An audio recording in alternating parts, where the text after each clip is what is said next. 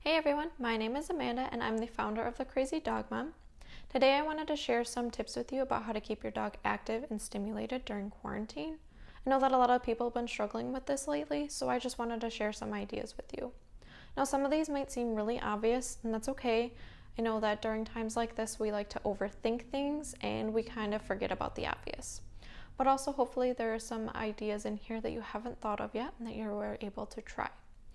But let's start off with probably the most obvious, which is to take your dog for a walk. To help switch this up, you can take your dog for multiple walks one day. Another day, you can take your dog for one really long walk and kind of switch this up to help break up the routine. Another trick to this is to switch up your route each time. So maybe one day you go one route through your neighborhood, the next day you go through a different route, or you can go to another neighborhood, go to backcountry road, or find some secluded trails and just explore different areas. This way that it keeps you and your dog a little bit more excited. It allows for you different things to look at and allows for your dog to have different things to smell. Another thing that you can do is to have your dog run beside you while you are biking. This is a little bit of a different physical exercise and it'll help break things up a little bit. Also, you can of course train your dog. You can either just work on all the tricks that your dog already knows, or you can train them some new tricks. You can of course Google dog tricks and there's an endless list. You can even do things such as training your dog to pick up their own toys, as well as just helping you out with chores around the house. You can actually get really creative with this and have a lot of fun with it. And another thing you can do with this is to videotape yourself training your dog, and then you can share it with your friends and followers. That way they know how you're training your dog, and they can also train their dog the same trick as well. And you guys can compare of what you learned and maybe different ways to go about doing it. You can also play a wide variety of games with your dogs. You can play games such as, of course, like fetch, keep away, chase, things like that. You can also play hide and seek with your dog. In order to do this, your dog just at least needs to know how to sit and stay. So you ask your dog to sit and stay in one room, and then you can go into another room. Preferably start off like just in the middle of the room, so that way it's easier for your dog, and ask them to come or give them the release command, and they'll have to come and find you. Once their dog gets the hang of this, you can gradually hide in more difficult places to this will allow your dog some mental stimulation, and they'll have to use their nose, and it's kind of like more of their natural behavior to like try to hunt you down and find you, and it can be a lot of fun. Another thing that you can do is puzzles for your dog. Either if you have puzzles that you've bought from stores or anything like that, you can work on those, or you can even make your own puzzles.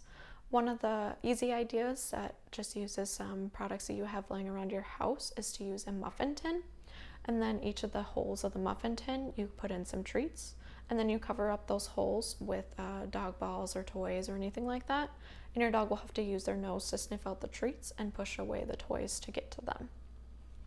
There are a lot of different other puzzles that you can do, but that's just one of the easiest ones.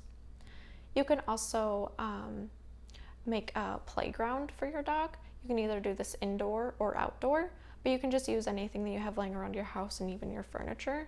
So for example, you can pull up a chair kind of close to your couch, and then your dog can jump from the couch to the chair to the chair to the couch. Or you can also set up two chairs kind of next to each other, and then you put a broom across them, and your dog will be able to jump over the broom or go under the broom. You can get really creative with this and try to switch it up each day, and it'll keep your dog really excited and they will be able to have a lot of fun with it. You can also bake treats with your dog. Of course, your dog is going to love being able to taste all the treats that you find. You can also, if your dog is more calm and relaxed, of course, just snuggling up and binge watching some TV series or movies is a great option as well. I'm sure a lot of you have probably had to cancel any of your vacations or adventures with your dog because of the quarantine. What you can do so that we have something to look forward to after quarantine is to plan out your adventures for after the quarantine. Just of course, since we don't know when everything is going to be done with, don't plan on like any dates or anything like that. But you can at least get some of the details in, and it'll give you something to look forward to and make you excited. You can also, if you like camping, you can put up your tent in your house or in your backyard if you have a yard for that.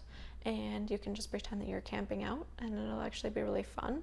If you don't own a tent, you can maybe just build a blanket for it and have some fun with that way. Another thing that you can do is stuff if you have like Kong toys, you can stuff those with treats, or any of the other toys that are stuffable with treats, and that'll give your dog some more mental stimulation.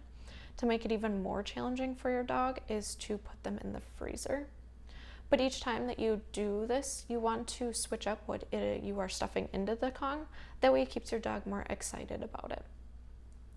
So one thing to keep in mind during all of this is to still allow your dog to have some alone time. If you don't normally work from home, your dog is going to start getting really attached to you and really used to you being around all the time. So then when you do go back to work, your dog might develop some separation anxiety. So to help with this, make sure your dog has some alone time. You can either do this by, if you kennel them normally, just keep kenneling them at the normal time that you would. Of course, you don't have to kennel them the whole time that you normally would, but as long as you're kenneling them each day, or just putting them in a separate room from you and keeping them occupied, just so that way they have some sort of alone time and it won't be as big of a shock to them when you do go back to work. Hopefully you found this video helpful, and if you did, please like it and share it with your friends so that way we can help out as many dog moms as possible during these strange times of quarantine.